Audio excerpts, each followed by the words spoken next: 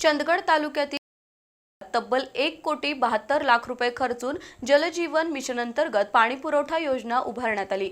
पण इतका पैसा खर्चूनही ग्रामस्थांच्या नळाला दुर्गंधीयुक्त आणि काळसर पाणीच येतंय।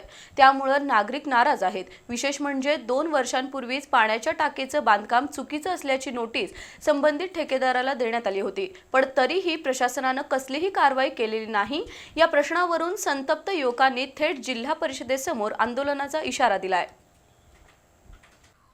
चंदगड तालुक्यातील कोवाड गावात जलजीवन मिशन अंतर्गत उभारण्यात आलेली 1,72,00,000ची पाणीपुरवठा योजना आता वादाच्या भोवऱ्यात सापडली आहे। गावकऱ्यांच्या नळातून गेल्या काही महिन्यांपासून काळसर, दुर्गंधीयुक्त आणि दूषित पाणीपुरवठा होतोय। त्यामुळे ग्रामस्थांमध्ये तीव्र संताप आहे। दूषित पाण्यामुळे साथीचे रोग पसरण्याची भीती आहे। विशेषतः लहान मुलं, महिला आणि ज्येष्ठ नागरिकांच्या आरोग्यावर त्याचा गंभीर परिणाम होतोय। दरम्यान 2 वर्षापूर्वीच चंदगड पंचायत समितीच्या उपअभियंत्यांनी पाण्याच्या टाकीची पाहणी करून संबंधित ठेकेदाराला नोटीस दिली होती। टाकीचं बांधकाम चुकीच्या पद्धतीने झाल्यानं टाकी पाडून नव्यानं पुन्हा बांधावी असं त्या नोटिशीत स्पष्ट नमूद करण्यात आलंय।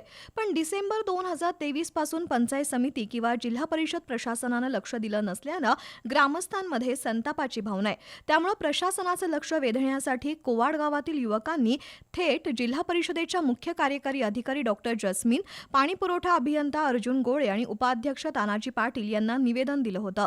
गावातील एका जॅकवेलमध्ये दूषित पाणी मिसळत असल्याचा आरोप ग्रामस्थांनी केलाय, तर दुसरा जॅकवेल बंद असल्यानं कोवाड गावची पाणीपुरवठा यंत्रणा कोलमडली आहे। परिणामी सामाजिक कार्यकर्ते विनायक कोले, पांडुरंग वांद्रे, कल्लाप्पा वांद्रे, जानबा कांबळे, संभाजी अडाव, तानाजी अडाव, भैया पाटील, लक्ष्मण बागिलगेकर यांनी तीव्र आंदोलन छेडण्याचा इशारा दिलाय।